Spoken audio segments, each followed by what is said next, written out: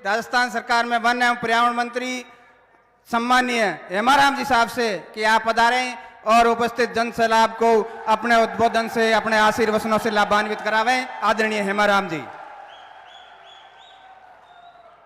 हमारे महबूब नेता राहुल गांधी जी, हमारे प्रदेश कांग्रेस कमेटी के प्रभारी सुखदेव सिंह जी रंधावा साहब, पंजाब के पूर्व मुख्यमंत्री चन्नी साहब, यहाँ के बाइतू के विधानसभा के प्रत्याशी हरीश जी चौधरी, पचपदरा के मदन जी प्रजापत,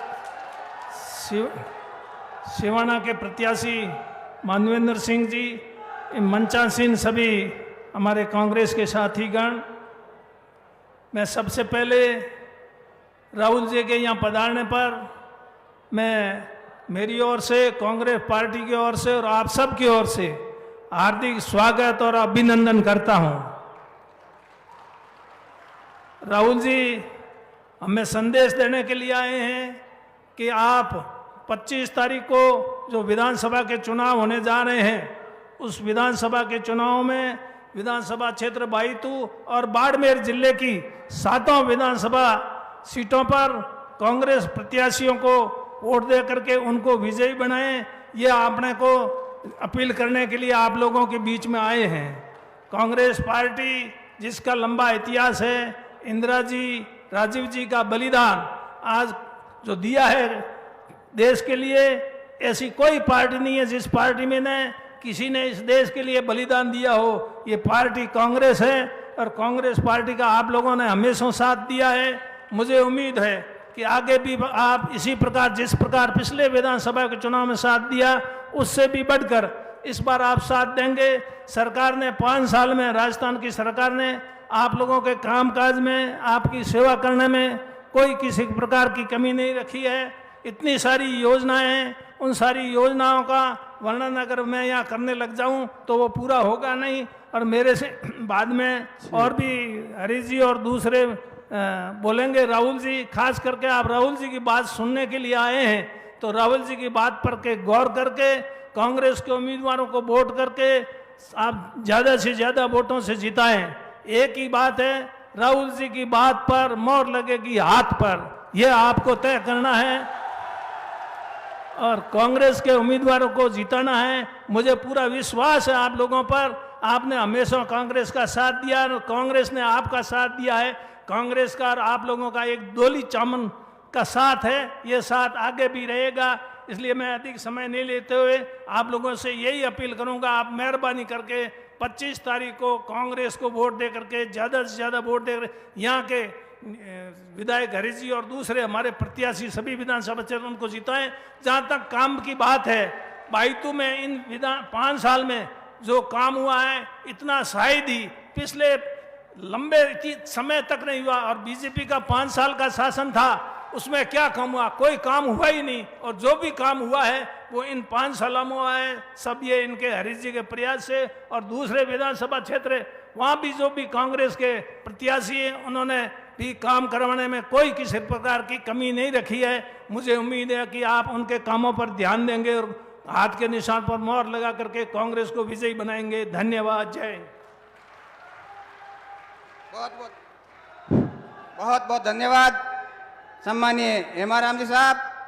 मैं अब निवेदन करूंगा अपने यहाँ के विकास पुरुष बाइतू विधानसभा से कांग्रेस पार्टी के प्रत्याशी सम्मानीय हरीश जी चौधरी साहब से कि आप आए और जो ये आपके उद्बोधन के लिए आतुर है विशाल जन समूह, इनको अपने आशीर्वचन से, अपने उद्बोधन से लाभान्वित करावे। सम्मानीय हरीश जी चौधरी साहब।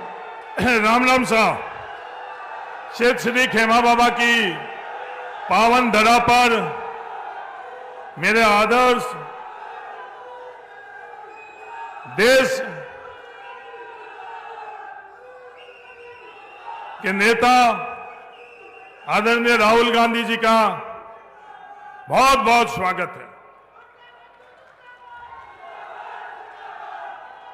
हमारे प्रभारी रंधावा जी, पूर्व सीएम पंजाब के चन्नी जी, हमारे आदर्श हेमाराम जी चौधरी साहब, मानवेंद्र सिंह जी जसोल साहब, मदन प्रजापति जी, सम्मानित मंच। राहुल गांधी जी इस देश के अंदर जो भारतीय जनता पार्टी नफरत की बाजार के माध्यम से किस किस दिशा में क्या क्या कार्य कर रही, हम लोगों से छुपावानी और मोहब्बत की दुकान लेकर राहुल गांधी जी ने भारत जोड़ो यात्रा के अंदर हम पूरे देश को जो संदेश दिया,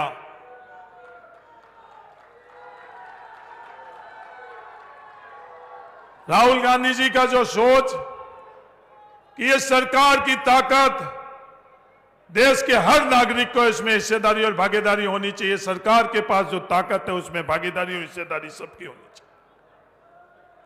कांग्रेस की ये शुरुआत थी खातेदारी के अधिकार के माध्यम से, और आज जो हम लोगों को मिल रहा है, पिछले 5 सालों के अंदर राजस्थान के अंदर जो तमाम स्कीम के माध्यम से हम लोगों को मिल रहा है,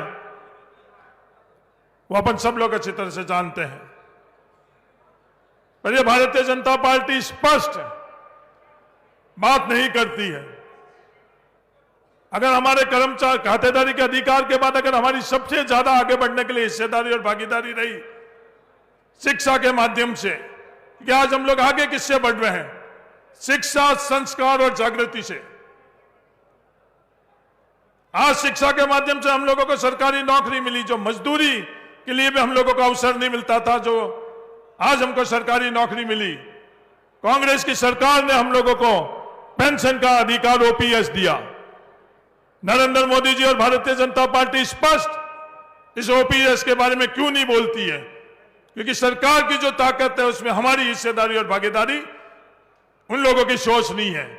ओपीएस के संदर्भ के अंदर राहुल गांधी जी की जो सोच थी राजस्थान के अंदर लागू हो चुकी है, और 7 गारंटी के अंदर भविष्य के अंदर भी हमें मिलेगी। नरेंद्र मोदी जी, आप कह रहे हो नरेंद्र मोदी जी की गारंटी है, तो आप स्पष्ट क्यों नहीं कह रहे हो कि हां ओपीएस देंगे? अगर नरेंद्र मोदी जी आप हां नहीं कर रहे हो, इसका मतलब ना है। तो इस तरह की सियासत जो ईमानदारी से नहीं करी जाती है, उस सियासत से क्या हमारे प्रदेश का भला होगा, क्या इस देश का भला होगा?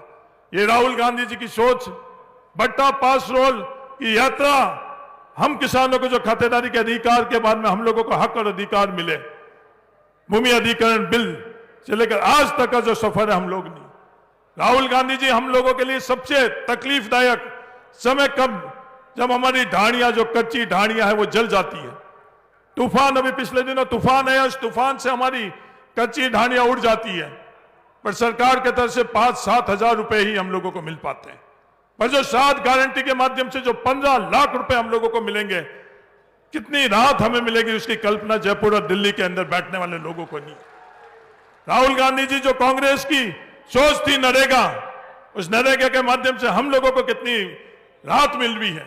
दुनिया के अंदर ऐसा उदाहरण नहीं है जो बाड़मेर जिले के अंदर उदाहरण है। 1.5 लाख टाके, 200 mm बारिश के अंदर 1.5 लाख टाके, कहीं दुनिया के अंदर इस तरह का मॉडल नहीं है जो मनरेगा के माध्यम से हम लोगों को मजदूरी भी मिलती है और हम लोगों को पानी के लिए भी। भविष्य के अंदर भी ये तमाम योजना जो बढ़ता हुआ भाईतू राहुल गांधी जी की सोच से पानी, बिजली, सड़क, शिक्षा, चिकित्सा के अंदर राजस्थान के अंदर अगर सबसे आगेवान है तो ये बढ़ता हुआ भाईतू है। सिर्फ भौतिक विकास ही नहीं, जो राहुल गांधी जी की सोच है सबको साथ में लेकर आगे बढ़ने के लिए, वो भाईतू के अंदर चाहे भूमि के आवंटन के लिए पहले क्या कहते थे, एक जाति से दूसरे जाति को लड़ाते थे। एक जाति को अगर कोई जमीन का अलॉटमेंट होता था, विरोध होता था, विवाद होता था, मुकदमे होते थे, जेल होते थे। गिड़ा में हम सब लोगों ने देखा। ये 5 साल राहुल गांधी जी की सोच के अंदर हर जाति की हिस्सेदारी और भागीदारी दी है। यही जोड़ने के लिए, यही भारत जोड़ने के लिए राहुल गांधी जी निकले थे, और आज 5 सालों के अंदर इस भाईतू के अंदर भी भारत जोड़ यात्रा की सोच से अपने हर जाति और धर्म को किया। जाट, राजपूत, भील, मेघवाल, सुतार, दर्जी, नाई, चारण, दाढ़ी, मुस्लिम।